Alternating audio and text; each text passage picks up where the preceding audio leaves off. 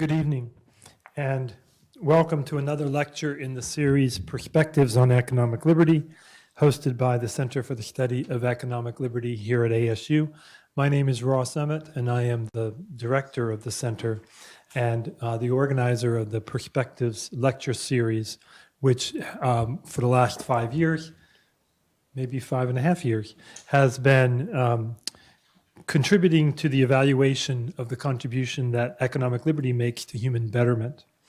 One of the ways that we do this is to invite a variety of guests who will interrogate the topic, evaluating its role in human betterment for good or ill, revisiting the history of debates over economic liberty. I'm an intellectual historian, so I do some of that, and Mustafa does that as well, and also considering its relation to other values and freedoms that we may possess. Our guest today may well touch on several of the topics I've just mentioned. Mustafa Akyol is a senior fellow at the Cato Institute, a senior lecturer at the Islamic Civilization and Societies program at Boston College, and director of the Islam and Muslim World course at the U.S. Department of State's Foreign Service Institute. He's published several books: Islam Without Extremes, A Muslim Case for Liberty; The Islamic Jesus, How the King of the Jews Became a Prophet of the Muslims; Reopening Muslim Minds, Return to Reason, Freedom, and Tolerance; and then also recently, Why, as a Muslim, I Defend Liberty. Throughout his books and also his New York Times opinion pieces, he has become a key interpreter of the Islamic world for those of us willing to listen. Please welcome Mustafa Akyol to ASU. There'll be ample time for questions after his talk. We're also going to, but immediately after his talk, we're going to have a dialogue with Professor Karen Taliaferro from the School of Civic and Economic Thought and Leadership over his talk before we entertain questions from the audience. Thank you, Mustafa. Thanks so much.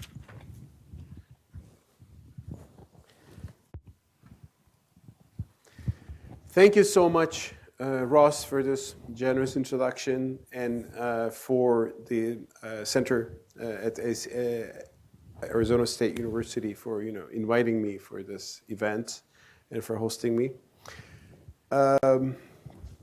It's also great to see good old friends like Karen, with whom I'm happy and honored to share a platform, and we'll have a conversation with her. And thanks to all of you for coming here tonight. Now, I will begin by showing you a piece of paper, which we call the check. I'm showing it because I think the young generation doesn't use it anymore. There's only Zelle or Venmo. Maybe this is ancient history for some people. But in my generation, it's still in use and in memory. So we all know what a check is. We use it for, instead of cash, to give some money, to send some money to somebody. But did you ever think where the check came from? It came to us from Europe, for sure. But where did it come to Europe? Well, there are different theories about this, but I think the strongest theory is that it came from the Muslim world. And the very word check actually comes from Arabic. It comes from the Arabic word sak, written with these letters. Oops. Okay, I have the red point too. And actually the plural of this, sukuk, is today still very largely used as a term in Islamic finance. It means bonds. Now, there are a few sources who kind of discuss this. One of the interesting articles I found was this paper published by the Federal Reserve Bank of Atlanta, where two scholars, Stephen Quinn and William Roberts, they note that in the early 11th century, an Iranian traveler named Nasser Khosrow visited the city of Basra in present-day Iraq. There he recorded one of the first descriptions of a form of payment known as the sak, which means a written document. a merchant's written instruction ordering his bank to make a payment from his account.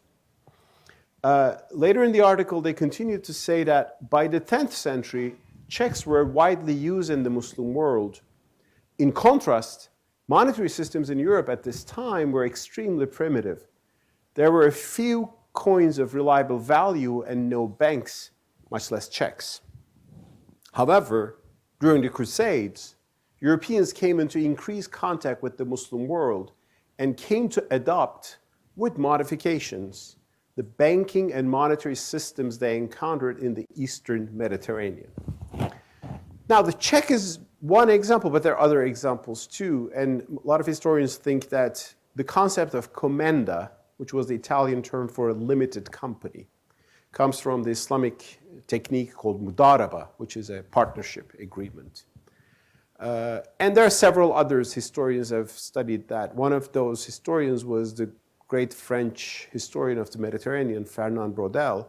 And in his book on the history of civilization and capitalism, he says, anything in Western capitalism of imported origin undoubtedly came from Islam. And not just things about capitalism, about markets, about economy, but there are other concepts in Western languages today, Western culture today, that also have roots in the Muslim world. And we can trace those roots very easily from their linguistic origins. A few examples would include, let's say, algebra. Algebra comes from al-jabir, which is the union of broken parts, a term that Muslims used, Arabs use a bit, including Muslims. At the time, the term al in Arabic means the in English. It's the same thing with the. Also, algorithm comes from the Muslim world. It comes from the very name of Al-Khwarizmi, which was a Muslim polymath in the early 9th century Iraq. There are also many other words in English you can again trace. They include alchemy, alkali, almanac, amalgam, alembic, alcohol, mask, muslin, tariff, sugar, syrup, checkmate, lute, and guitar. They all have Arabic words. There's one more concept, again, very influential and important, and those are the Arabic numerals. They obviously came from the Arab world. And they are, of course, the numerals that we use every day, 1, 2, 3, 4, 5, 6. So that's their Arabic origins. And Arabs got it from the Indians. We should also give credit. It actually originated from India, and the Muslim world developed it, and it learned from.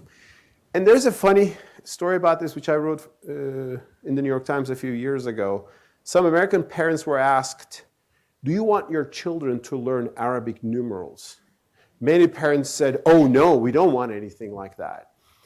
They didn't know it's 1, 2, 3, 4, 5. And of course, the word Arabic somehow sounded, I think, dangerous or undesirable. Now, why do we have these concepts that came from Arabic to English and other French and other languages? Well, the obvious reason is that the Muslim world was producing new concepts and techniques. And when you produce something good that is appreciated by everybody, and then it becomes international, it becomes global, which is, of course, happening today, mostly the other way around. I mean, the word internet is an English word. In my language, Turkish, we call it the internet. The word television in Turkish, we call it televizyon. I mean, that probably came from English as well. So if you build something, if you create something, it becomes interesting if people grab it. So actually, one Turkish, in Turkish, there has been a movement of Turkifying everything. So instead of internet, let's invent some Turkish word for it. And one comedian was joking. He said, like, well, if you invent it, you can call it whatever you want. You can call it Abdullah, but they invented it. They called it internet. So the name sticks. But why was the Islamic world so creative? I mean, so why was it that the transfer of knowledge was generally the other way around 1,000 years ago? Well, the answer is, about 1,000 years ago, the Islamic world was the world's most vibrant, creative, open, cosmopolitan, dynamic civilization. If there were Nobel Prizes 1,000 years ago, as historian Martin Kramer wrote in one of his books, he said all of them would go to Muslims at the time. And that was the center of science and production and all that. And how did that begin? Well, that story goes back to a little bit older than 1,000 years ago. That story goes back to the early 7th century Arabia. So we should go back to the very beginnings of Islam a little bit to discuss that. In 7th century Arabia, what happened is that a merchant turned into a prophet. First of all, let's see what kind of a land we're in Arabia. This is the Arabia at the time of Prophet Muhammad, peace be upon him, as we say. At the time, Arabia was not a very important part of the world. There were two big superpowers, the Byzantine Empire and the Persian Empire. They were fighting with each other constantly. Interesting thing that is noted even in the Quran, that they had battles and wars. Arabia was not a very important part. It was a backwater, but Arabia was a center of trade. Arabs were, especially certain Arabs, especially in the city of Mecca, the tribe of Quraysh in Mecca was very much a tribe focused on trade, and they had these big caravans, sometimes more than 1,000 camels, that would carry goods from Yemen to Syria, or from the other side of the Red Sea. And one of those merchants was a man named Muhammad bin Abdullah, Muhammad the son of Abdullah. He would become the prophet of Islam. But in the beginning, he didn't know that he would become a prophet. So until the age of 40, he was a merchant. And he had married to a lady named Khadija. And Khadija was actually owner of a big business. And the younger Muhammad married with her and took care of her caravans. But at the age of 40, Muhammad had an experience that he didn't anticipate. Let's proceed to caravans here. He used to, besides being a merchant, he was a thinker and he was a very trusted person in Mecca. So he was called Al-Amin, the trustworthy. He also had these philosophical thoughts, and he was disturbed by idolatry, which was the norm, which was the main religion in Arabia at the time. And he was going to a cave to contemplate, as the Islamic tradition tells us, just outside of Mecca. And one night in the month of Ramadan, that's why Ramadan is a holy month, he heard a voice in the cave which said, "Ikra," which means recite. And he said, "I don't know how to read." But the voice said again, "Recite." And after that, he heard the first verses, the verse of the Quran, what would become, "Recite in the name of God who created men." He was scared. He went to his wife Khadija and said, "Cover me." So he didn't know what this was. Maybe it was a demon. And ultimately, his wife comforted him. They went to a Christian in the city named Waraka, a very interesting figure. They told the story. And Waraka listened to him and he said, "This is not a demon. You are a prophet for your people, like Moses." So that was the confirmation Muhammad heard from a Christian priest that he has a religious mission, a genuine religious mission. And then he started to preach this new faith that would be known as Islam. In the first 3 years, he preached silently. Then it became a public declaration of this new faith. And what was this new faith? The very basics of it, the most important message of it, was monotheism. Because Arabs, all these merchants and the tribes in Mecca and around it, they were polytheists. They believed in idols. They actually believed that there was one big God, but they also believed in hundreds of little gods to which they served and they gave offerings. And the Kaaba, this cube-shaped building in the middle of the city in Mecca, which is still there, of course, as Islam's most holiest site. It was then a pagan pantheon. It was full of idols. So Islam came out, Prophet Muhammad came out, and his believers, they started to say, there is no God but the God, only one God, the God of Abraham. So it was very clear that this was a message of monotheism that was rooted historically in Abraham, Isaac, Ishmael, which are all narrated in the Quran and praised, Moses and Jesus and Mary, and then Muhammad brings it to a new group of people, beginning with Arabs. So this is, by the way, a painting of Prophet Muhammad showing his first revelation by Archangel Gabriel. Jibreel, as we would say. And I know some people think it's controversial to show an image of Prophet Muhammad, but this comes from the Islamic tradition. This is from the book Rashid al-Din, an Islamic polymath for the 14th century. He has a book, sometimes translated as World History. He has many drawings there, paintings there. And this is from that, the angel speaking to Prophet Muhammad. Of course, showing the face of Prophet Muhammad in a derogatory way would be not welcome by Muslims. Even then, I think they should disapprove, but not try to silence by violence or force, as some people have done lately. But it's even not unthinkable to show his face. I just wanted to show that. But this is one how Muslim in the 14th century imagined the first revelation. So the revelation keep telling a call for monotheism, no God but the God. By the word the God in Arabic is two words, al-ilah, and when you combine them, it becomes Allah.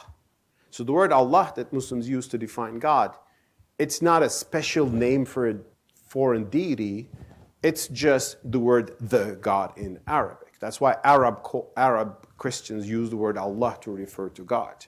I'm saying this because I've heard some people in America in the past couple of decades saying, oh, Muslims believe in some deity called Allah. No, it means God. I mean, in Latin, Dieu, in German, and some other words. So just to clarify that. It is Abrahamic monotheism brought to Arabs who were an idolatrous people. But these people, Arabs, besides being idolatrous people who are hearing monotheism first, had another feature, which I mentioned. This was a mercantile society. So the very recipients of the Quran, many of them were merchants or they're somehow engaged in trade. Which is very interesting that's why when you read the Quran, you see a mercantile culture. The Quran speaks with a culture of trade, sometimes it regulates it, and sometimes it speaks about the blessings of it. For example, when you see this verse in the Quran, you who believe, do not wrongfully consume each other's wealth, but trade by mutual consent. You see a society which is used to doing trade. And the Quran say, do it, it's good. Just do not wrongfully consume, do not cheat, do not do fraud, which is also very much mentioned in some of the Quranic verses as something the believers should not do. Another Quranic verse says, give full measure when you measure, and weigh with accurate scales. That is better and fairer in the end. Another verse is about Friday prayers, which is, of course, the most important thing in Islam. Like in Christianity, Sunday is a day, holy day. In Judaism, it's Saturday. In Islam, it's Friday, right? It's the day where Muslims are gathered for a prayer. But there's a difference. In Islam, it's not a Sabbath day. It's just the day you go prayer, and then you go back to trading again. That's in the Quran. It says, believers, when the call to prayer is made on the day of congregation, that's Friday, hurry towards the reminder of God and leave off your trading. Trading is what they were doing, but leave that for the prayer. But after that, when the prayer has ended, disperse in the land and seek out God's bounty. These messages, of course, main messages is monotheism here, but the Quran also gives an ethical market culture too to its believers with such commandments. And these teachings went on for about 13 years in Mecca. During those 13 years, Muslims were a small group, a few hundred people, in a city of maybe 10,000 people, and they were persecuted heavily. So the early beginnings of Islam is full of stories and facts and episodes of persecution. Especially the most persecuted ones were the slaves. Their pagan owners thought that, how dare you believe in this guy named Muhammad? You're my slave. I'm telling you to worship the gods. They didn't, and some of those slaves were persecuted. Actually, the first martyr of Islam, Sumayya, was a female slave, killed by her owner, which didn't accept that she believes in this new religion. Also, Meccans were angry that Prophet Muhammad, they didn't call him Prophet Muhammad, obviously, Muhammad, offended the gods, blasphemed against the religion. So there have sayings that, your nephew, speaking to his uncle, say, offended our religion, insulted our ancestors, and so on and so forth. which I think Muslims should today think a little bit about blasphemy laws. I mean, maybe having blasphemy laws is not a good idea because Medina had them and Mecca had them in the first place. The persecution continued, and ultimately Muslims had two migrations out of Mecca. One migration was, interestingly, to the Christian kingdom of Abyssinia. It was a Christian kingdom just outside of the Red Sea, on the other side of the Red Sea. And Prophet Muhammad said, go to the Christian kingdom, there's a just king there. And indeed, a group of Muslims went to Abyssinia, that's Ethiopia today, and Eritrea in that region. And the king welcomed them, gave them safe harbor. And to date, Muslims honor that memory and respect that king, Negus of Abyssinia. Which also means that you don't need to have an Islamic state to practice Islam. You just need to have a decent state that respects your religious freedom. And that comes, I think, from that experience. The other big migration, though, was to another city in Arabia, originally known as Yathrib, and which would be known ultimately as Medina. So migration to Medina is a big part of the Islamic beginning, the story of the beginning of Islam. And after the migration, Muslims would, in Medina, form what some people today call a state or a polity. Because after Medina, they went there, they were, after all the persecution and plunder of their properties, they also started to build an army there to fight for their ultimately security and freedom and to protect the people back in Mecca, which were still being oppressed. Not everybody had escaped. So there are some battles in the second part of the Prophet's life, battles mainly with the Meccan polytheists, but also their allies as well. And those battles are in the Quran, and there are some death war. There are some violent passages, therefore, belligerent about war. They're not too different from the passages in the Old Testament that define some wars of the Israelites had, with the certain tribes at the time. They're not necessarily meant to be taken literally today to be implemented. Although if you are looking for a verse to implement, and if you're angry for something, you can take it out of context. You can, and some people have done. But I think we should understand in that context. Anyway, going back to our story, when the Prophet went to Medina, I said he started to establish a new community. So they were more free in Medina. So one thing they did was, the Islamic tradition tells us he went to Medina. The first thing was to establish what? A mosque, the Mosque of Medina, which is still the Prophet's mosque in Medina. But the second thing he established was, guess what? A marketplace. There were actually a few marketplaces in Medina, and Prophet Muhammad said, we will have a new marketplace in Medina. And why would it be different from other marketplaces? It would be tax-free. Other places, by the way, sorry, I'll just skip this one for now. Okay. Yes, with a new market. He said, this is your market. Let it not be narrowed and let no taxes be taken on it. And we know that Muslims didn't establish this marketplace, and everybody started to sell their products from dates and people from outside of the city and to sell their products and buy and so on and so forth. So Medina became economically more lively. Some people say that Prophet Muhammad had seen a free market Medina in a place called Ukaz outside of Mecca during his travels. So he realized it was a good idea to have no taxes because a lot of people took taxes. But he thought if you don't take taxes, more people will come here because the prices will be easier for everybody. So, and there will be more revenue for the whole city. Another interesting episode is that there were no taxes, but at some point later in the Medina period, there was drought and there was some shortage. So the prices started to go up. Things became expensive. And a few of his followers came and said, Ya Rasulullah, that is the Prophet of God, can you lower the prices? Tell them to put the prices lower. People cannot, not everyone can afford it. And it's very interesting what he said. We read this from a hadith where this is the story. When prices were high in the Prophet's time, the people asked for him to fix prices for them. But he replied, God is the one who fixes prices. And I hope that when I meet my Lord, none of you will have any claim on me for an injustice regarding blood or property. Now, God is the one who fixes prices. Some economists, not too wrongly, have seen a sense of the hidden hand of Adam Smith here. That the market has its own dynamics, And the ruler would not, a ruler of a city or a place, or would not go and define. And it's very interesting that he said that if he did so, it could lead to injustice. It could lead, because market prices occur in a natural setting. If there's little, it becomes more expensive. And to impose prices on the sellers could be injustice to those sellers. So, and Prophet himself will be responsible for this against God. By the way, we see here a very interesting feature of Prophet Muhammad. He was always scared of doing something wrong vis-a-vis God. So he's not a divine figure in himself. He's a servant of God, and he himself is worried about his own afterlife.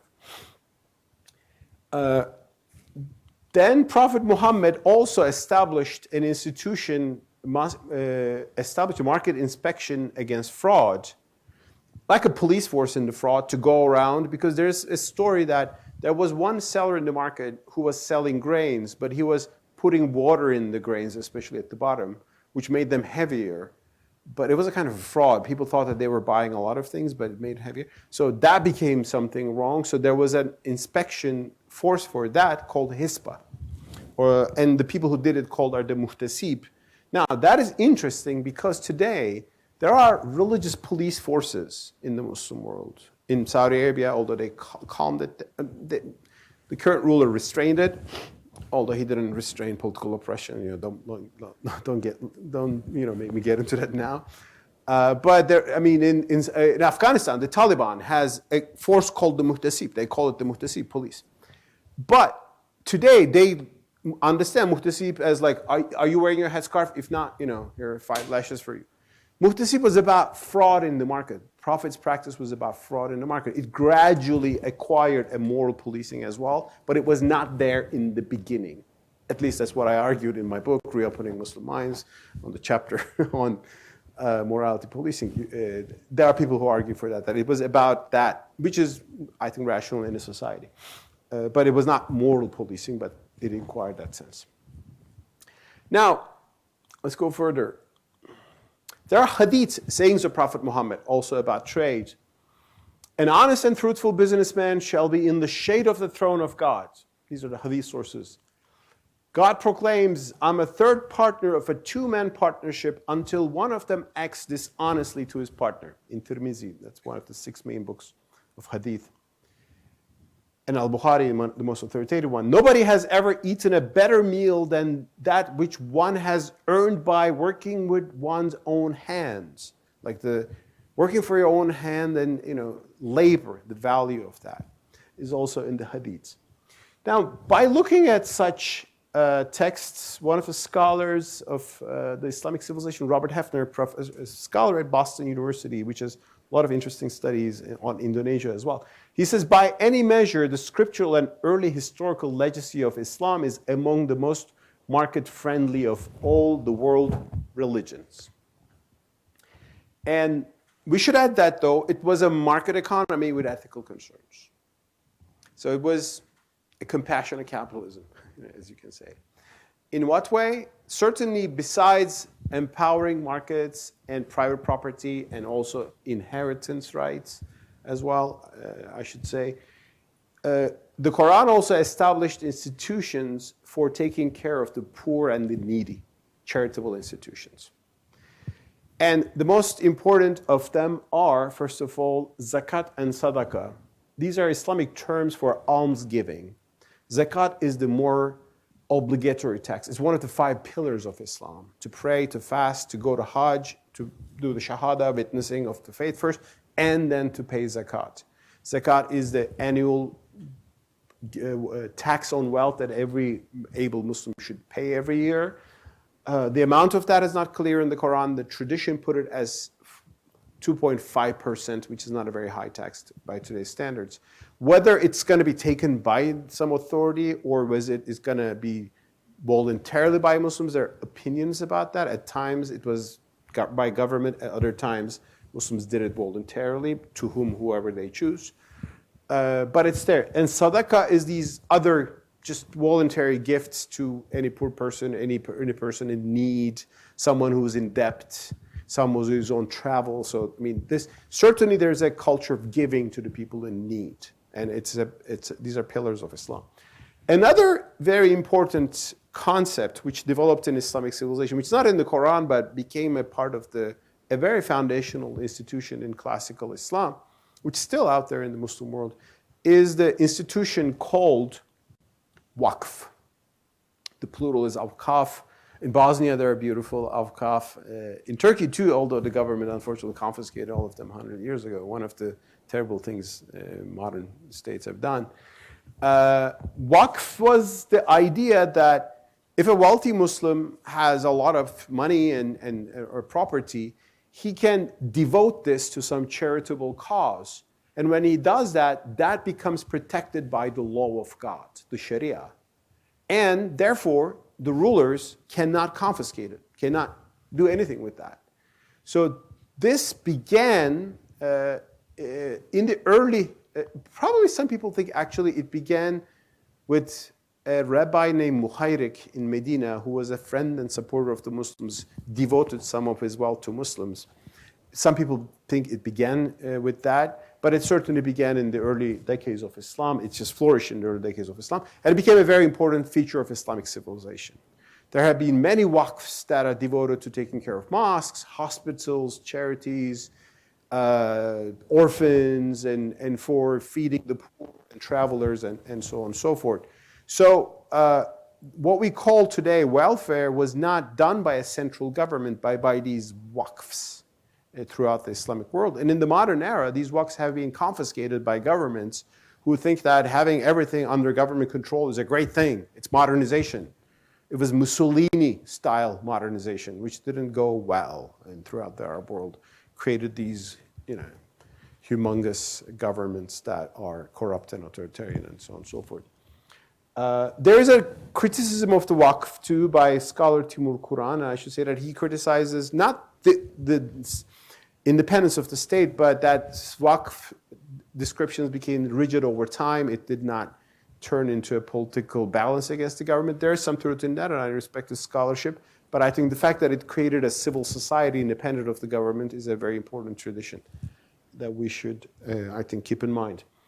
Finally, another emphasis in the Quran, which is a controversial issue, of course, still out there, which is the Quran condemned usury, riba. So there are strong verses against that. Now, this is still an important issue because many Muslims today think that this means any bank, any interest on money is banned. But there are two views on this, actually. I take the other view, which says the Quran condemns something called riba, which was an excessive interest, usury as we call it. And in Medina at the time, there were these money lenders who would lend money with an excessive amount, and if the person who lended the money couldn't pay, that person will be sold into slavery. His wife and daughters could be sold into concubines. So there is a very exploitative practice. So some scholars think that the Quran is condemning that, not a more reasonable, agreeable interest rate as we have mostly in the modern world. I make that distinction. No, not everybody makes that distinction, but that distinction is possible. But others think that any interest is risky because of this, so there developed a certain Islamic banking industry that you may be aware of in the modern world, which actually just uses certain techniques to give an interest rate. It's not interest rate, it is profit sharing, but I think it shows there is some rational need for creating some way of financing investment. Now, the capitalist heritage of Islam, this ethical capitalism, this market-friendly aspect of Islam, has been studied by a lot of scholars just to honor their work. They include Maxim Rodinson, this classic book, Islamic Capitalism. He was wrote in the 1960s. He was a French Marxist scholar, so he was not a fan of capitalism. But he actually saw Islam as a very capitalist religion, so he explained it pretty objectively in the 60s. Another more recent book is by Jean Heck, Charlemagne Mohammed and the Arab Roots of Capitalism. It also has a lot of great insights. Another book is by Turkish scholar, professor of economics, Murat Çizakça, Islamic Capitalism and Finance, with whom I had the chance of co-authoring a smaller book a few years ago, more than now, like 15 years ago in Turkish, on ethical capitalism and the Islamic heritage. And more recently, a very interesting good book by Benedict Köhler, a British banker Early Islam and the Birth of Capitalism, which also goes through some of the facts that I explained, but in more detail. And actually, he makes the argument that Islam really contributed to the rise of capitalism in Italian city-states in the 13th, 14th centuries. And he shows the Islamic influence like Comenda or Czech and other things in more detail. A very good, interesting book. Now, before the map. We stopped the story of Islam with Prophet Muhammad in the city of Medina, right?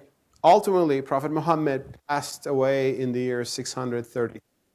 He passed away. Muslims had created a polity, a state with an army and taxation and some laws. So they controlled big part of the Arabian Peninsula. Many tribes willingly joined them. Others were conquered. Medina itself, Mecca itself was ultimately conquered by Muslims, and a mainly bloodless conquest. Muslims came with such a big army that the Meccans gave up. So, in other words, there's a difference between Christianity and Islam in their foundations. In Christianity, Christians were able to get hold of a state some 3 centuries after Christ. That was when the Roman Empire became, Christian. So in the first 3 centuries, Christians were a persecuted minority, mostly persecuted minority. They didn't have a state. In Islam, there is a period like that in the first 13 years of Prophet Muhammad, but then Prophet Muhammad established a state. So that whole idea of a state is there. That's why some people think that today, it's a part of Islam to have a state. Others, like myself, believe that it was just a necessity in that part of the world. What is universal about Islam is the theology, the message, the ethics, the fact that Prophet Muhammad had to establish a state. It was all about defending the community, which would otherwise be crushed in 7th century Arabia. But just the sentence I made will be objected by some other people, and there are endless questions about whether Islam requires a state or not. I agree with scholars like Ali Abdel Razik, who said Islam is a religion, not a state, a message, and not a government. But again, there are different opinions on this. So, what happened after Prophet Muhammad? He passed away, and now what? So Muslims thought that, very interesting that actually he didn't leave a clear message about what would happen after him. At least the Sunnis think like that. I should say the Shia opinion is a little bit different. So Muslims said somebody should be the successor to Prophet Muhammad. So the term successor, caliph, is used because of that. Successor not as a prophet, nobody gets a revelation anymore after the prophet, but successor as the leader of the community. So the first caliph became Abu Bakr, and then followed by Umar, and then Osman and Ali. These 4 caliphs are recognized in the Sunni tradition as the 4 rightly guided caliphs. The Shia believe that only Ali was actually the right one, and the others weren't. So, that's what's the truth about that? I don't know. I wasn't there. I respect all of them, and something happened, and we have different version of history. The thing is, with the caliphs started conquering places as they did before, and then after the caliphs, the caliphate turned into a dynasty, the Umayyad dynasty, took control of it for 90 years, and then the Abbasid dynasty. So Islam turned into an empire very quickly. And in just about a little more than 100 years, Muslims conquered a big part of the known world. In this map, you can see that from Spain to India, in 130 years, Muslims took control of a big part of the world. The Sassanid Empire totally disappeared from world history with these conquests. The Byzantine Empire became smaller than what it was, and ultimately Ottomans would take care of the Byzantine Empire as well. So it just changed the landscape. Now, there are different opinions about these Islamic conquests. Like, why would a religion conquer places? And is it a part of Islam to conquer places, take by force, and rule over them, and so on and so forth? Again, if you ask my opinion, I would say Islam was born in an age of empires. Muslims did what others were doing. The Byzantine Empire was also spreading its faith by force. The Sassanid Empire was doing that. Islam has a universal mission, and I think it should be proclaimed everywhere. And at the time, you couldn't imagine that there would be a free speech, freedom of religion kind of environment that you could go preach your religion. You take your religion by power or not, it's not even there. So in a world of empires, Muslims did what others were doing. But I don't think as normative. I don't think that Muslims should create empires and conquer places all the time. But this is historically what happened. However, we should see one positive side of this empire, or many positives. There are negative parts too, you can say. Muslims conquered places, but they did not force people living in these territories to convert into Islam. Unless they were Arab polytheists, which vanished very quickly during the time of Prophet Muhammad. But Christians and Jews, and then later Zoroastrians, and later by extension Hindus and Buddhists were allowed to practice their religion under Muslim rule. Islamic law has a concept called Ahl al-Kitab, or people of the book, that it's initially for Jews and Christians. The idea is that these people are not Muslims, and there are some mistaken beliefs, they're not 100% right, but they are still following God's revelations, so we accept the legitimacy of their religion. So with that understanding, Islam conquered all these places, but people still stayed in their religion. For Jews, this was actually a very good thing because they were used to be forced to convert to Christianity in medieval times. That's why there are many stories of Jews migrating from Christendom to the lands of Islam, or being happy with Muslim conquest rather than living under Christian rule, because the Christianity of the time was not the liberal Christianity we know today. The Byzantines and Visigoths were pretty oppressive. There were a lot of anti-Semitism and persecution of Jews. And which means this was an Islamic empire, but it was not an exclusively Muslim empire. It was an Islamic empire where Muslims, Jews, Christians, Zoroastrians, other people coexisted, which means it was a diverse place. Muslims also started to engage with the ideas of these people. When they conquered Iraq, especially, they saw that there were Christians, Nestorians. They had a lot of knowledge. They knew something called Greek philosophy. They were talking about Aristotle and Plato, and Muslims started to get interested in these ideas. And they started to say, let's translate these books into Arabic. And that initiated the Arabic translation movement, which brought Greek philosophy to a big part of the world. First to Arabs themselves, then actually through Spain all the way into Europe. And because that's how Greek philosophy would be carried out back into Europe, to Europe which forgot it. So this cosmopolitanism of medieval Islam, I think, should not be underestimated. And I think today, Muslims, when we say why we were so great, it was because of this cosmopolitanism. Muslims engage with Indian culture and learned the numbers from India and mathematics from India, but developed it. Muslims saw Aristotle and Plato. They didn't say these are infidels whose books are worthless. Well, some people said that, but the more open-minded Muslims said, studied these books and grappled with these ideas. Muslims took techniques, imported technologies. The most important technology probably it came from China. It was a technology called paper. There was no paper in the beginnings of Islam, so even writing the Quran wasn't an easy thing, but they learned how to make paper from the Chinese, and then Islamic scholarship boomed. If you have paper, you can write easily on. So I think this cosmopolitanism is the most important aspect. And this cosmopolitanism went hand in hand with trade, with this mercantile culture. Here's a map showing the world trade routes in the 700s. These are the most important trade routes. They all went through the lens of Islam, with the exception of Constantinople, from India to Europe. Europe was a very poor place at the time, and nothing much happened. Much of the activity happened in what were the lens of Islam.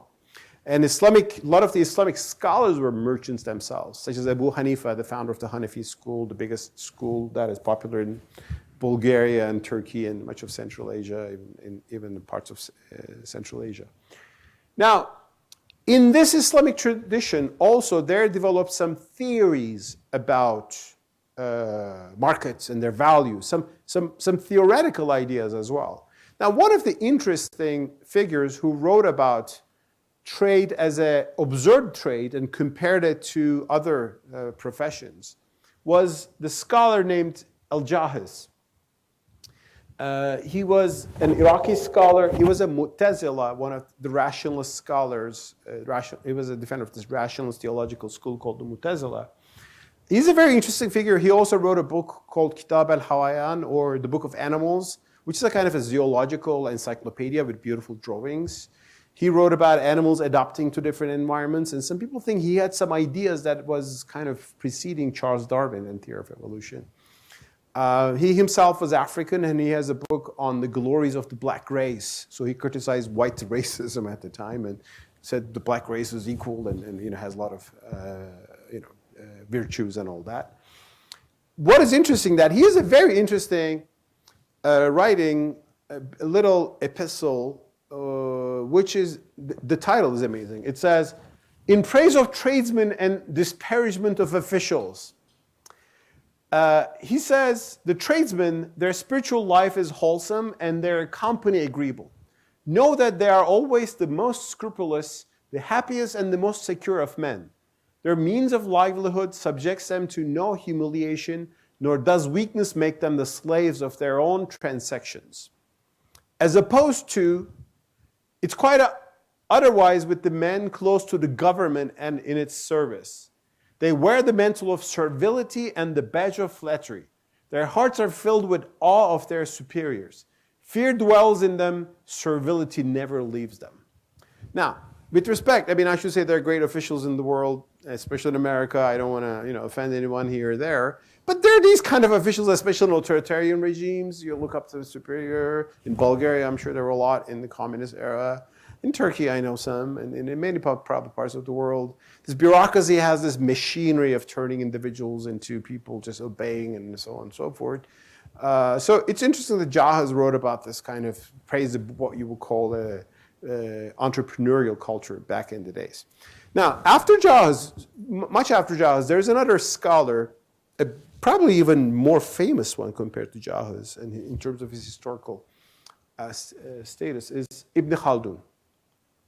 Now, Ibn Khaldun was one of the last great minds of medieval Islamic civilization. He was born in Tunisia. He lived in Egypt, so North African. He's known as respected as a pioneer of what we would today call sociology and like social sciences. Because he observed the kingdoms of his time, tried to understand why kingdoms are more successful and why others are not. And he didn't say the ones who are pious are successful because God blesses them. Didn't give that as sort of a simple explanation. He tried to understand the social dynamics, as we would call them today. So in his book, Muqaddimah, Introduction, he has a 7-volume book, Kitab al-Ibar, and the introduction of it is just 1 volume. That book in itself became globally famous, Muqaddimah, Introduction. He speaks about economics, and he says he opposes high taxation and tariffs that discourage trade and production. He predicts the decline of countries in which the state involves in trade and production instead of private business. He foresaw the collapse of communism, you could say. He saw a large army as an impediment to prosperity, like a military-industrial complex, you could say it. And he emphasized the crucial role of property rights in creating prosperity. Now, here's a quote from Muqaddimah where he actually explains what this means. He says, "It should be known that a tax on people's property removes the incentive to acquire and gain property. People then become of the opinion that the purpose and ultimate destiny of acquiring property is to have it taken away from them. When the incentive to acquire and obtain property is gone, people no longer make efforts to acquire any. When people no longer do business in order to make a living, and when they cease all gainful activity, the business of civilization slumps and everything decays." In other words, he saw how stagnant a statist economy becomes at his own time. Now, Ibn Khaldun influenced some modern figures as well. Among them is Arthur Laffer. Arthur Laffer. He actually mentions that he got some of the Laffer curve idea about optimal taxation from Ibn Khaldun. And then Americans heard about Ibn Khaldun even from a very prominent figure in the year 1981. who was, guess what? Who? Ronald Reagan. Ronald Reagan quoted Ibn Khaldun in a press conference in 1981. So let's hear what he said.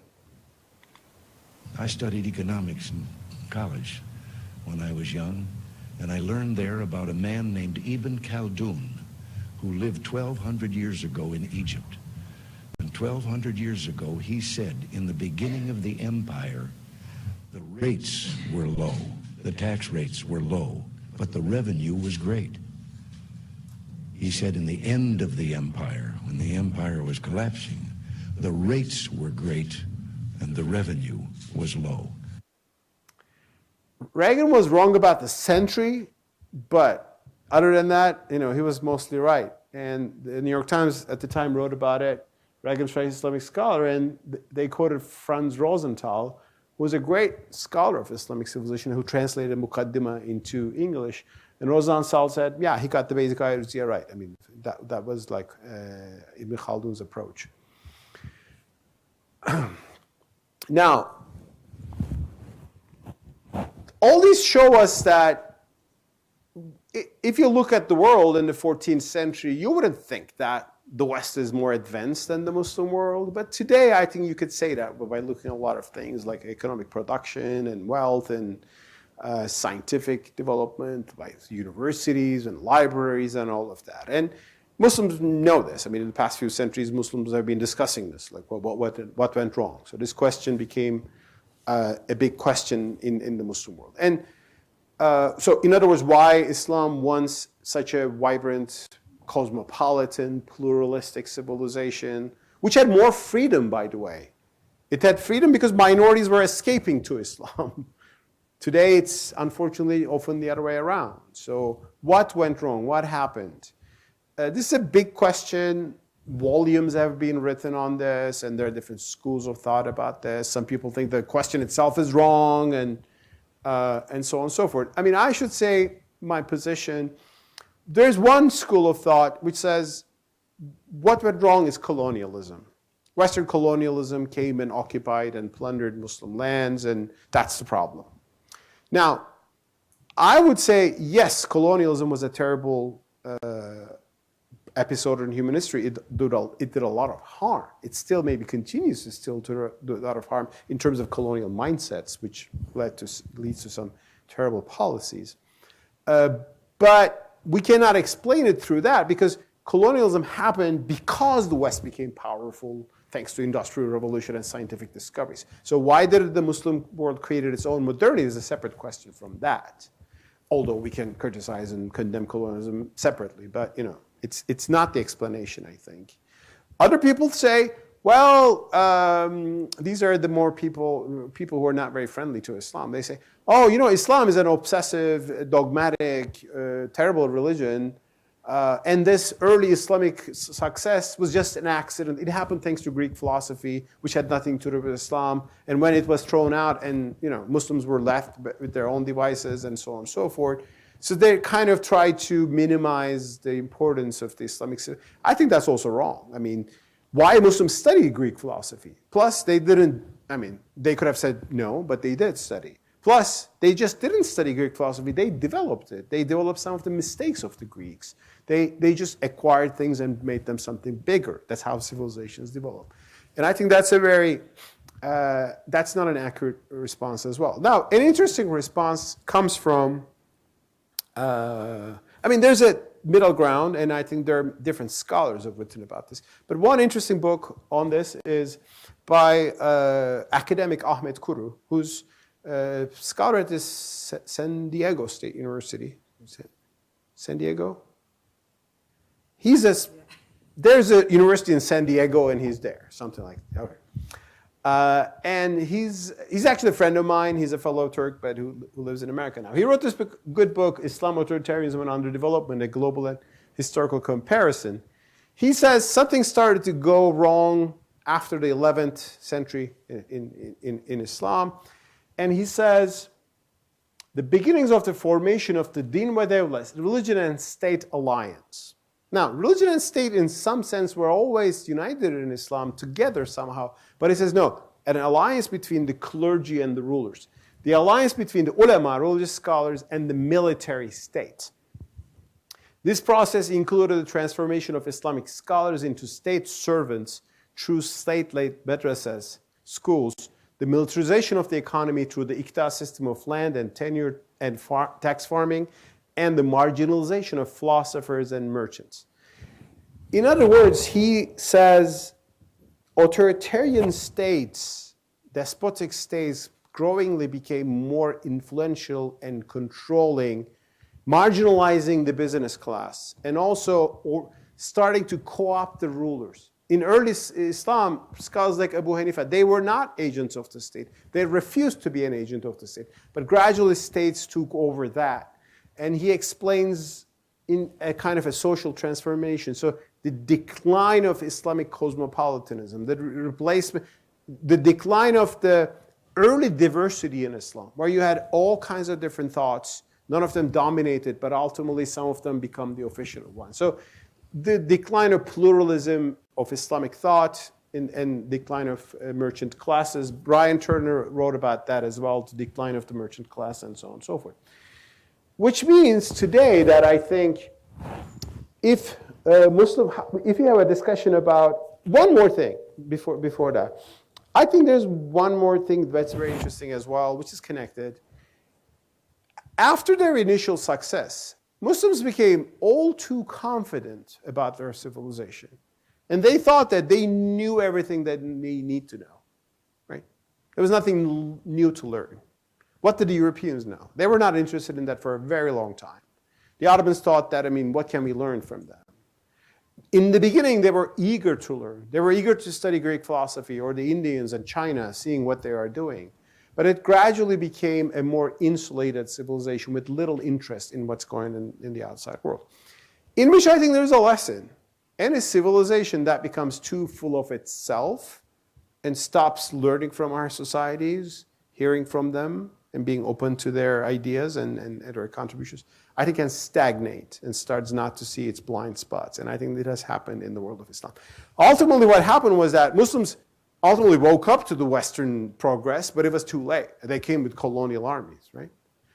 When Napoleon invaded Egypt, people say Muslims had a shock with these new technologies and industries and so on and so forth. And how to deal with that has been a constant battle. And some radical answers came saying, let's go back to the old glory by establishing a caliphate and making everybody pious even by force.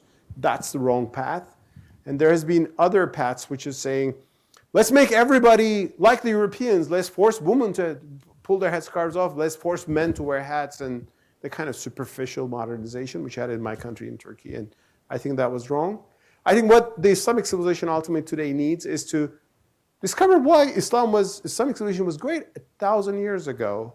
It was thanks to free markets, openness to new ideas, cosmopolitanism, tolerance to diversity, learning from everyone, and being proud of who they were.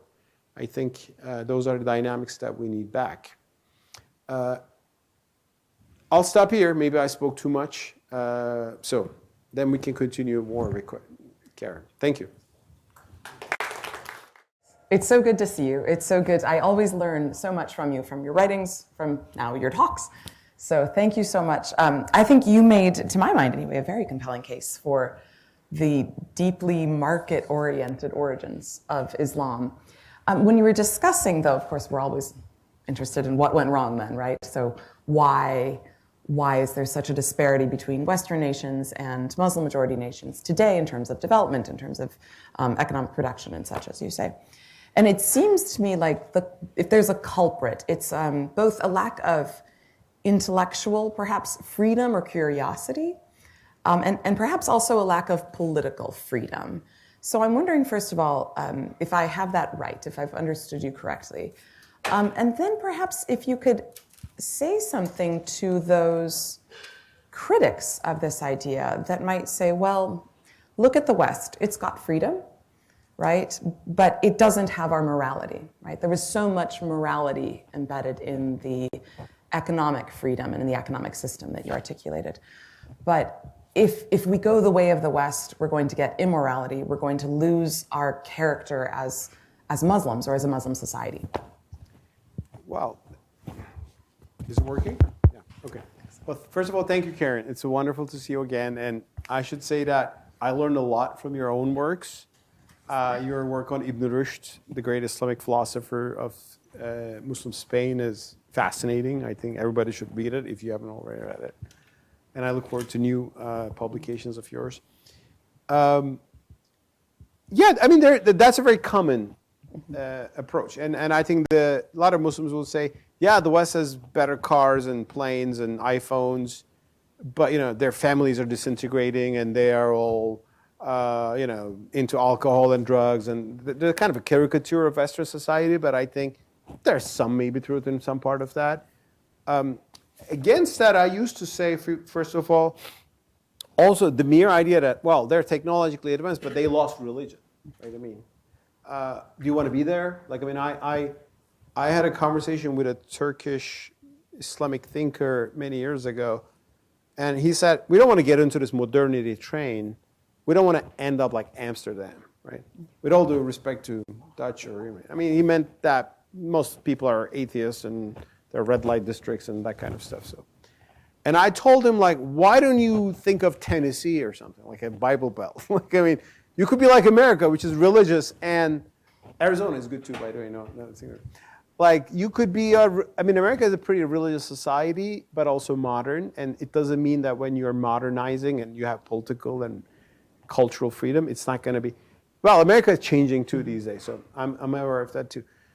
But the thing is, it is important to keep your morality, your tradition, your religion, but modernity is inevitable. Whatever you're going to do, there will be internet. Whatever you're going to do, there will be travel. You're not living in the medieval age anymore. And the more you try to keep those values through means of coercion, you're not going to go back to the golden age. You'll create a caricature of it, which is oppressive, and actually it will be counterproductive. So it's important to preserve morality and tradition. But if you do it like in Iran, where they have a morality police beating women because they don't wear a headscarf, you will actually create a society that hates religion, which is what Iran has been able to do in the past 40 years. Iran is today probably the society that produces ex-Muslims more than anybody else, because people are fed up with an authoritarian regime that is moralizing them. They actually become very reactionary against religion too. So instead of just being consumers of modernity without trying to create bubbles, and let's just think actively, how do we cultivate virtue, morality, tradition, family? I believe in those values. I mean, I sometimes tell people that in the Muslim world, I sound like very liberal. In America, I find myself like sometimes conservative in terms of moral issues, right? But it's important. There are lessons to be, and also it's not about imitating the West. I mean, everyone has their own modernity and so on and so forth. But I think freedom, as opposed to an authoritarian government, freedom as opposed to a coercive society that tries to bring in religion through coercive measures. I think that's a universal value, and denying that will not going to bring anything to Muslim societies. Yeah, that's what I say. Thank you. So I know we will move to audience Q&A soon, but I have one more question that's almost mainly personally that I'm curious about. I come from the Christian tradition, but I notice this concern within Christian circles, but even, again, it's sort of about the interplay of morality and capitalism, or morality in markets, right? And there is, I think, probably something of a caricature, but this idea, what was the 1980s movie, of the greed is good, right? Like that free markets and capitalism means the pursuit of material goods over and above anything else, right? And that this is fundamentally what's at the heart of rich societies or capitalist wealth, right? Again, I think that's something of a caricature. That said, within the Christian tradition, there's a lot of emphasis on poverty, right? And of eschewing material goods. And I'm curious if there's anything of the sort. You talked a lot about the almsgiving traditions within Islam, which I know are so prevalent and so important. But I'm wondering if there's any concern, again, with economic freedom, that a sort of greed will take over, or if there are guardrails within Islam that you see as standing up against both pro-markets but anti-greed and acquisitiveness. Here's how I see it. Capitalism is a system that works. It's creative. It distributes. It's the most efficient economic system. I think we've seen that comparing to communism and all that. Now, I think capitalism works best with ethical values that comes from religion. So you need them together, and they're not against each other. Religion brings, freedom is a vacuum, as Father Sirico often says, and you have to fill it with values. So that's why actually these two go hand in hand. I don't see them as alternative. And also you can be greedy in socialism too. You can be a Communist Party official, which is, communism leads to many other moral evils as well. People assume somehow that if it's a free market, people will become immoral. In a socialist dictatorship, everybody will be moral. People become just immoral in different ways, and people become nepotistic. People become, if you're a party member, you get it. The whole corruption thing happens out of a big state. So I think it's important to cultivate and preserve virtue, and religion is the surest path to that, to use a term from Hayrettin al-Tunusi. There could be secular morality too. I'm not negating that, but I think at least in Abrahamic cultures, that's the core of it, and it's very important. And you should bring that together with freedom and symbolize and harmonize that. And I think the success of early Islam, to me, comes as an example of that. The merchant class was very pious, and they were also merchants. They were going to long distances to sell things, and they were writing about the beauties of trade. They saw it as the way God distributes his blessings among people. People go and sell and buy and so on and so forth. So creating an ethics and sustaining of that is, I think, crucial. I'm not believing in Wolf of, what was that? Wolf of Wall Street. Yeah, I think it's this. Yes. That's not. Yeah. I didn't like the film. I don't like the person. Yeah. That's not the kind of people I'm kind of promoting.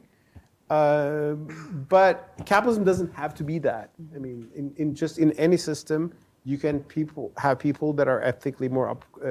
A lot of people cheat. They do things. You can cheat and you can break the rules and you can do immoral things in any political system. But which system is better ultimately for human flourishing? That's a discussion. And I think economically it's more free markets, and politically it's a more open, democratic, liberal society. All right, we're at 10 after already. Should we start moving to Q&A from the audience? If anyone has a question, I believe Mason can bring the mic to you. Yep, does anyone have any questions for Mustafa? Good.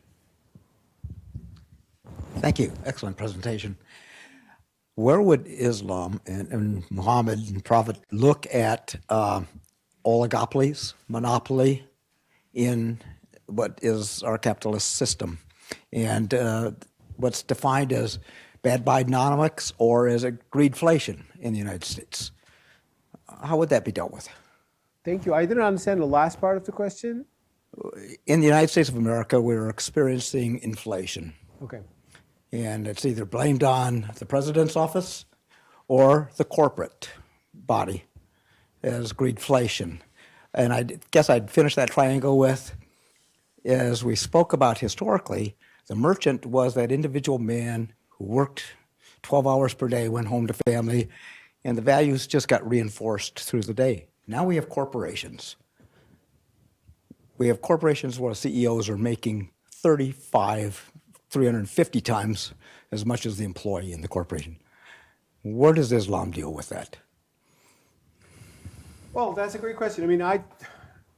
These are very modern questions. And if we go back to medieval Islamic jurisprudence, do we find exactly something discussing this? Sometimes you will not. Actually, there's a discussion about, which means, of course, Islamic jurisprudence should develop and create answers for these questions. So it's a new avenue here.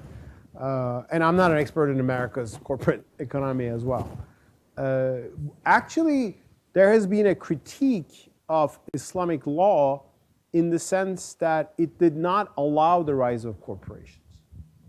because it did not recognize legal personality of entities other than real humans. So in Islamic law, as a company didn't have a legal personality. Now, this is seen as sometimes a reason for the lack of economic progress in the past few centuries. The Ottomans realized this in the 19th century, and the Ottoman Sultan Abdülhamid said, we need these compagnies, the company thing. So the Ottoman Empire started to open new legal avenues for this important French laws. Of course, today, in societies like America, why America has so much debt, I don't know, people who know. I think public spending is probably a big part of it, or inefficient public spending, maybe in the wrong directions. What's the right way to approach companies? These are really questions. I would be overstepping my territory on that. But I know no society is ideal, including the American one, and no economy is ideal, including the American one.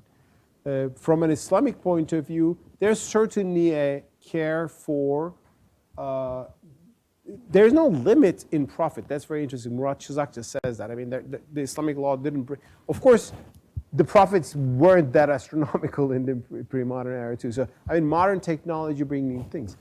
There is some, for example, every novelty brings a question on Islamic law. For example, Islamic scholars have been discussing whether Bitcoin is halal or haram. I think it should be okay, but there are people thinking, some people said, this is not real money, it's fake, it's a cheating, it's haram, that's impermissible. Others say it's fine, it's actually better, there are two different opinions. So there's a whole territory there that's discussing these things. That's all what I can say. Yeah, I think monopoly is a bad thing, and did Islamic law discuss this? Honestly, I have to look into sources to be able to give you a better answer on that. Yeah. Thank you. Thank you for tolerating my lack of expertise on that.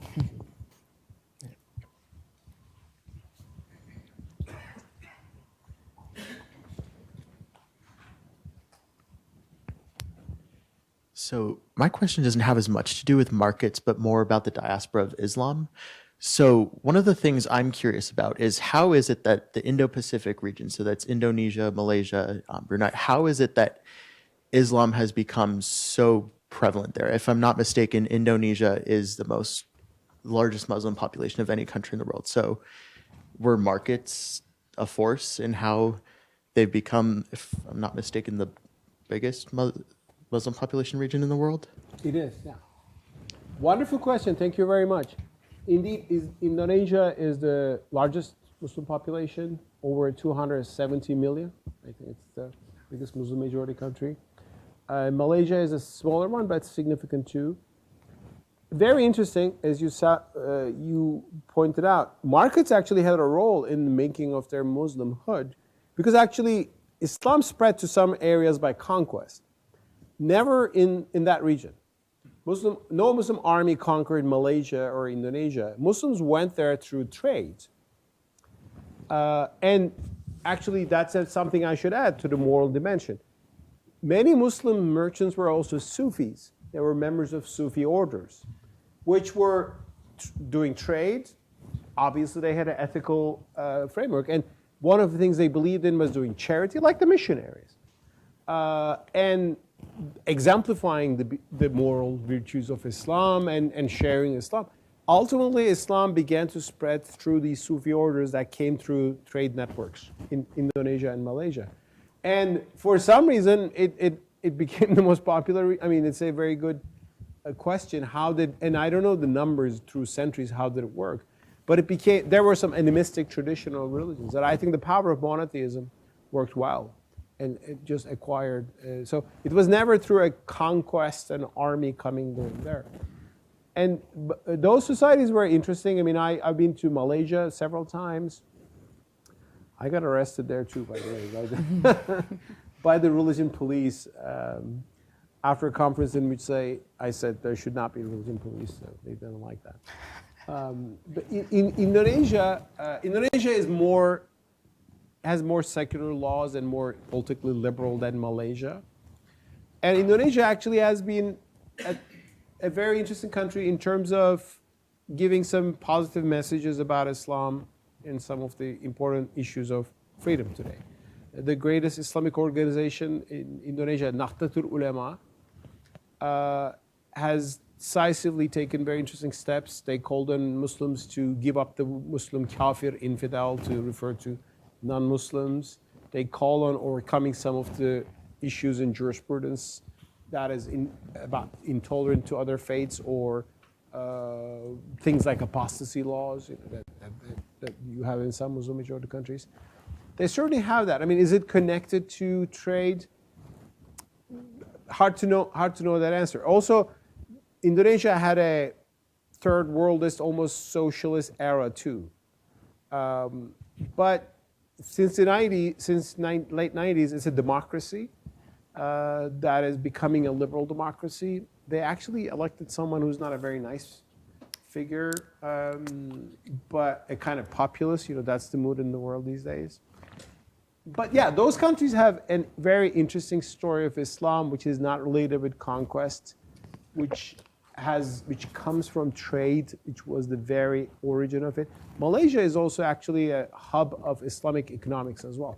That's the thing. There's developed an interesting notion of Islamic economics as opposed to interest-based economics and Islamic banking. Malaysia has been very much at the center of those efforts. And the current Prime Minister of Malaysia, Anwar Ibrahim, is actually someone who has a good sense of these issues from an Islamic point of view. Yeah, I mean, so those countries have a lot to add. And when people think of the Muslim world, they always think of the Middle East, which has a lot of political problems, including terrible violence that is unfortunately unfolding in Gaza in the past 6 months. But the Muslim world is very diverse. And from the Balkans to Indonesia, it's a huge geography and lots of stories to share. I don't know if this answers your question, but okay, thank you.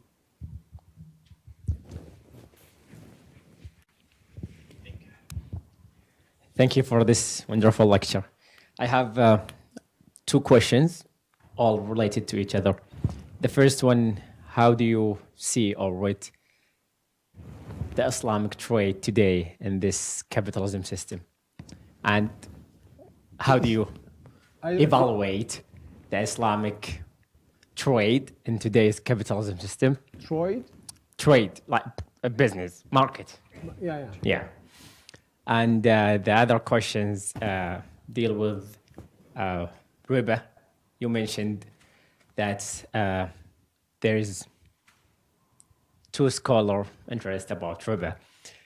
What is the, let's say, the fairly rate of riba when it's come to today market? Because I think most of Islamic countries today dealing with that, especially with banks loan.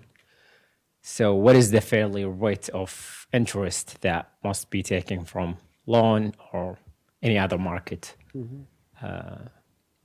businesses? Sure. Thank you very much. Today in the Muslim world, there are 2 kinds of banks. There are Islamic banks, and there are the conventional banks. In Turkey, my home country, you have Islamic banks, and you have the normal or the Western-style banks that work on interest rates. I think having both options is good.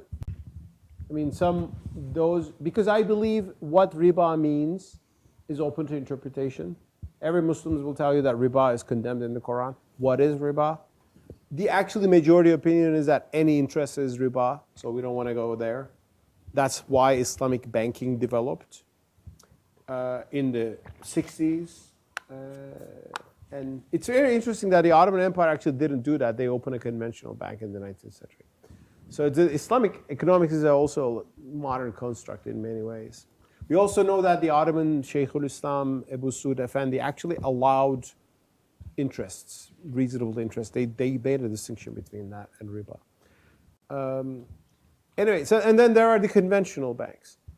Now, I think the problem is to say we will create an Islamic economics where this will be the imposed version.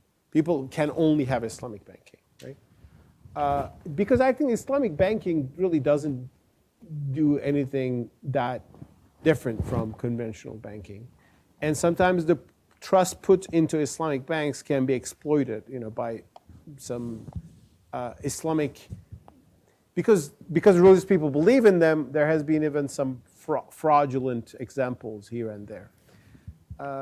I think people should, in a free economy, people who are religiously uncomfortable with conventional banking can go with Islamic banks. People who are more secular or who are more reformist in their understanding of riba would do with conventional banks and let them compete in a free economy. Which one is more efficient? It will work. Now, I think what Islam can bring to the economy, I don't think there is anything any worse from the Quran you will read into and then create a new economic technique today.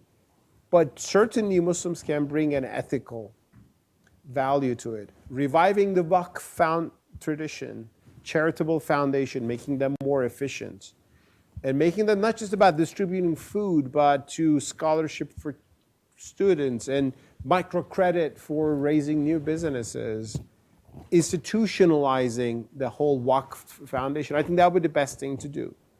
Otherwise, economy is economy. And I think that doesn't have to be an Islamic version of everything. Like there's no Islamic chemistry. Right? Chemistry is chemistry. Of course, social sciences is maybe you can say, but is there an Islamic theory of politics? Well, there are Islamic values of politics. Justice is important. Security, justice, freedom is one of those. And how do we have these values are realized?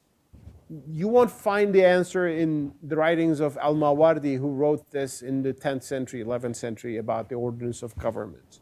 Today, we should bring those values into modern world, and that's why we should be able to engage what everybody says about politics. And that's a rational human realm that we can engage with. That's why Muslims discuss Plato or Aristotle and engage with their ideas. Today, we can discuss modern philosophers. I like John Locke a lot. I mean, he was in terms of approach to religion and state. So I think there's two sources. One is revelation and the values there. The other one is the human realm, which is open to everyone. I think on every field of social sciences or natural sciences, Muslims should be able to go. And where religion gives most of the ethical, I think, directive, and most of it is just open discussion. And so there's not a question of what's the Islamic economy. It's like what's the good economy, which can be applied in any society. Hope this makes sense to me. Thank you. We have time for one more question. If there's.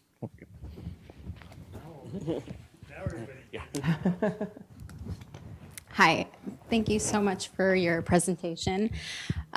So in the world of Lebanon and the country of Lebanon and the fact that it's not just a fully populated country of just Muslims and how it's diverse, what are your thoughts on the economic collapse and the fact that the government was in control and is still in control of the amount of money that you can pull out of the banks and how that relates to the Islamic faith? Okay, great question. Are you from Lebanon? I am. Then probably you know the answer much better than me. I mean, I'll be modest. I mean, I've been to Lebanon once. I loved it. I think it has the best cuisine in the world. And it's a very diverse society, as you said. There's a big Christian population, Sunni, Shia, Druze. Unfortunately, it had terrible violence in the 70s, civil war. And it's going through rough times after terrible explosion. And, economically it's bad. And I'm not going to tell you how Lebanon should do economically. I mean, I'm not a follower of Lebanon in that sense. So I wish the best for Lebanon. And I think the Israeli-Palestinian conflict also had terrible impact on Lebanon too, because it ultimately spilled into Lebanon in the 80s and with the Israeli occupation in the south. And that led to the rise of Hezbollah militia group that is very militant, and that's a source of problems, both within Lebanon and in the region as well. So, I mean, I don't know the economic dynamics in Lebanon that well, so I would be too much overstepping, again, what I know about to say comment. You can tell probably more than me. I guess just like the fact that because it's so diverse in terms of the government and how it's being controlled by different religions and different sects, to the point where now banks are controlling how much one can take out of their actual accounts. So keeping their money away from them and allowing them to only pull a certain amount at a certain time, is that something that you feel like is morally acceptable in whatever is happening right now during the collapse of the economy when it comes to the Islamic faith, knowing that majority of the government is controlled by the Muslim religion? Yeah. I don't think it's morally acceptable or economically. I don't know why the banks were pulled into that direction. Probably they had limited resources. But the more they do that, there will be less trust in the economy, and that will have a snowballing effect. I mean, I didn't even know about that situation in Lebanon. So, again, no. I mean, these are political decisions. It doesn't come from a verse in the Quran that they decide to do that. They probably. I mean, the thing is, people can make there are religious precepts. Muslims can act on those. Then other than that, they can just make rational decisions, but not every rational decision is a good decision. So they can try to control things and they can make things worse. So that might be the case that is happening in Lebanon. But, it's a country I love. I've Lebanese friends, and, I know it's going through a very difficult time. I wish the best, and I hope the banks will be freer and everything in Lebanon. Politics too, yeah. Well, let me ask you to congratulate and thank Mustafa for leading us through a discussion today, and look forward to seeing you again in the future with more events from the Center for the Study of Economic Liberty. So thank you all for your attendance. Thank you.